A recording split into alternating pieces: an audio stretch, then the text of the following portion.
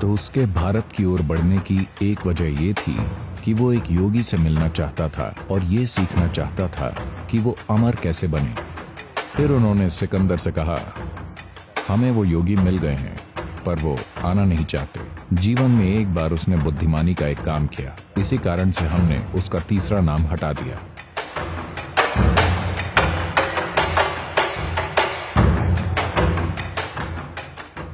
देखिए सिकंदर, हमारी स्कूल के इतिहास की किताबों में कहा जाता है सिकंदर महान। उन्हें सिर्फ पहला और बीच का नाम पता है, उन्हें आखिरी नाम नहीं पता। उसका नाम था सिकंदर महान बेवकूफ। पर यह बहुत लंबा है तो किसी ने नाम का आखिरी हिस्सा हटा दिया।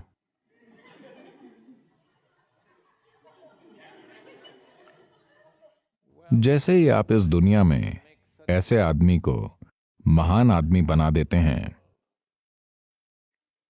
तो कई तरीकों से आप मानवता का भविष्य नष्ट कर देते हैं। क्योंकि 16 साल की उम्र से ही, मेरे ख्याल से वो 32-33 की उम्र में मर गया था। उसने लोगों को बस मारा, वो मारता गया बेवजह। बस नई जगह जाकर लोगों को मारना, नई जगहों पर जाना और मारना और कहना कि मैंने इसे और उसे जीत लिया है। और उसने अपने साथ अपने देश के तमाम युवा इकट्ठा कर लिए थे जो उसके साथ लड़ाइयां लड़ते थे। थोड़े थोड़े दिनों के बाद वो अपने एक साथी को मार देता था, बस कोई आरोप लगाकर। क्योंकि हमेशा ऐसे तानाशाह को लोग धोखा देते हैं और उसे डर होता है कि कोई धोखा दे देगा, तो वो कोई बहाना खोज कर कहते उसने ऐसा किया था और उसे लोगों के सामने मार दिया जाता। वो उसका अपना करीबी आदमी होता था, वो उसके साथ चल रहा था, पर सिकंदर उसे मार देता था ताकि बाकी सब डरे रहें। थोड़े दिन गुजरते और वो एक एक करके अपने करीबी साथियों को मारता रहता, बस एक मिसाल कायम करने के लिए। वो ऐसा इंसान था, वो हर समय मौत बांटता रहता था पर खुद मरना नहीं चाहता था। वो चाहता था सब मर जाएं, पर खुद मरना नहीं चाहता था। तो उसके भारत की ओर बढ़ने की एक वजह यह थी क्योंकि प्राचीन भारत और ग्रीस के बीच बहुत लेन देन होता था, ज्यामिति, गणित और योग का आदान प्रदान। डेल्फी में एक लिंग है जिसे पृथ्वी की नाभि माना जाता है क्योंकि उसे मणिपूरक चक्र की तरह बनाया गया था। उसमें मणिपूरक को बहुत शक्तिशाली रूप से स्थापित किया गया था। अब उसे उसके मूल स्थान से हटाकर संग्रहालय में रख दिया गया है, पर फिर भी थोड़ा चटका हुआ है। मेरे ख्याल से काफी विकृत हो गया है, पर फिर भी बहुत शक्तिशाली है। मुझे ठीक नहीं मालूम, शायद 5000 या 5200 सालों बाद भी वो ऊर्जावान है। तो उन दिनों में ये लेन देन बहुत सालों तक चला था। तो जाहिर है कि उन्होंने भारत के रहस्यदर्शी योगियों के बारे में सुन रखा था। तो उसने सुना था कि ऐसे योगी हैं जो अमर हैं। तो उसके भारत पर चढ़ाई करने की एक वजह यह थी कि वो एक योगी से मिलना चाहता था और ये सीखना चाहता था कि वो अमर कैसे बने। तो जब वो पास पहुंचा, जब वो शायद हिंदुकुश पहाड़ों के पार पहुंचा, उसने पहाड़ों को पार किया। वो दूसरी तरफ पहुंचा और सबसे पहले उसने ये कहकर कुछ आदमी भेजे कि देखो वहां क्या चल रहा है, और अगर कोई योगी या रहस्यदर्शी मिल जाए तो उसे यहां ले आओ। तो वो ढूंढने निकले और फिर उन्होंने देखा एक योगी पेड़ के नीचे बैठा था और उसने सिर्फ लंगोटी पहन रखी थी और वो परमानंद में था। उन्होंने जाकर उसे देखा और बोले, ए, तुम हमारे साथ चलो, हमारे सिकंदर ने बुलाया है। शायद आपको पता हो कि आज भी अफगानिस्तान में कई लोगों का नाम इस्कंदर या सिकंदर रखा जाता है। इसका असली शब्द या मूल शब्द है The root Skanda. word for this came from skanda. स्कंद शिव के पुत्र हैं, जिन्हें हम तमिलनाडु में मुरुगा कहते हैं। Because Skanda was such a great warrior, स्कंद एक महान योद्धा थे, तो ये शब्द मशहूर हो गया। जो भी अच्छा योद्धा होता वो स्कंद या स्कंदर बन जाता। स्कंदर, स्कंदर, सिकंदर, इस शब्द में बदलाव आते गए। तो वो उनसे बोले, योगी चलो। योगी ने हंसकर कहा, मैं कहीं नहीं जाऊंगा, मैं यहीं रहूंगा।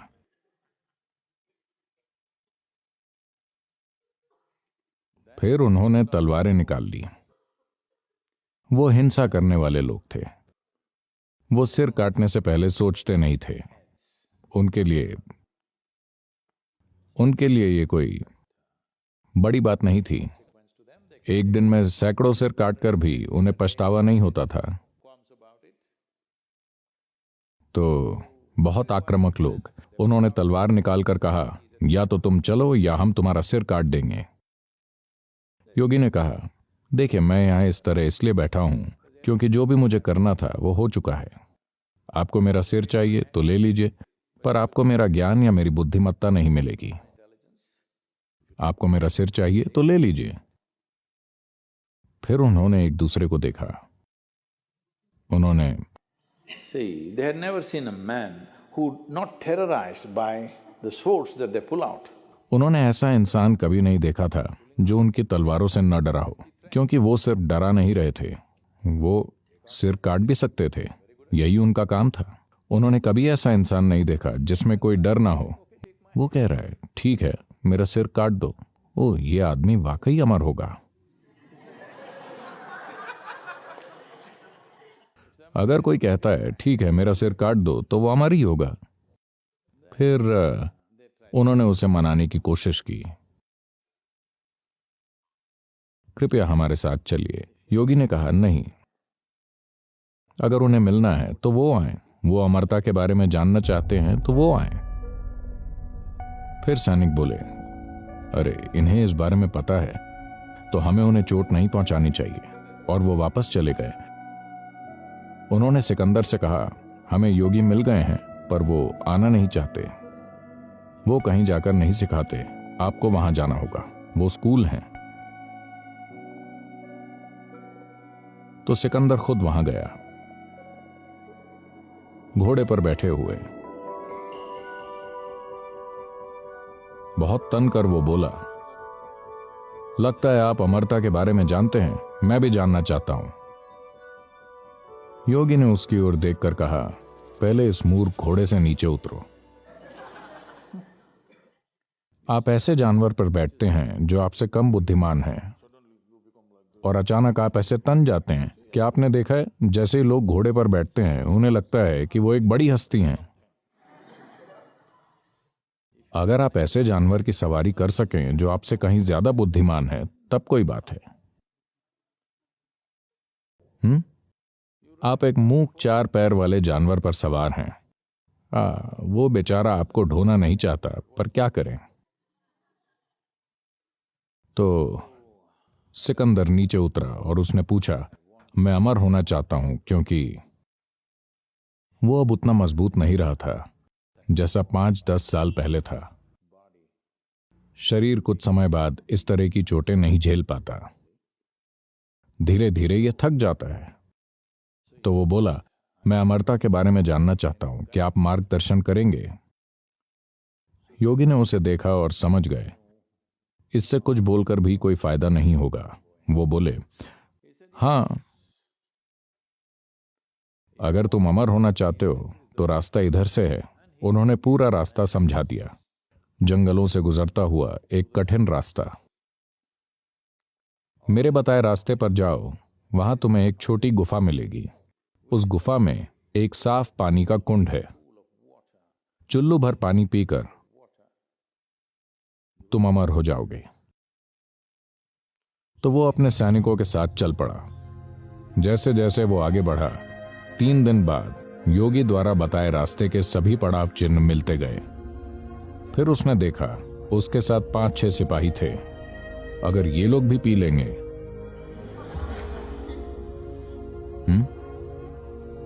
अगर वो अमर हो गए तब मैं उनसे कैसे निपटूंगा?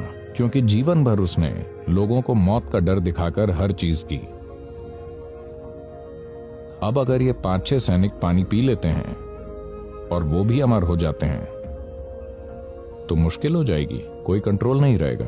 धरती पर 5 लोगों का अमर होना अच्छा नहीं है, बस मैं अमर रहूं ये ठीक है। तो उसने कहा, तुम लोग यहीं रुको। यात्रा के अंतिम हिस्से में उन्हें पीछे छोड़कर वो अकेला आगे गया। फिर उसे वो गुफा मिली।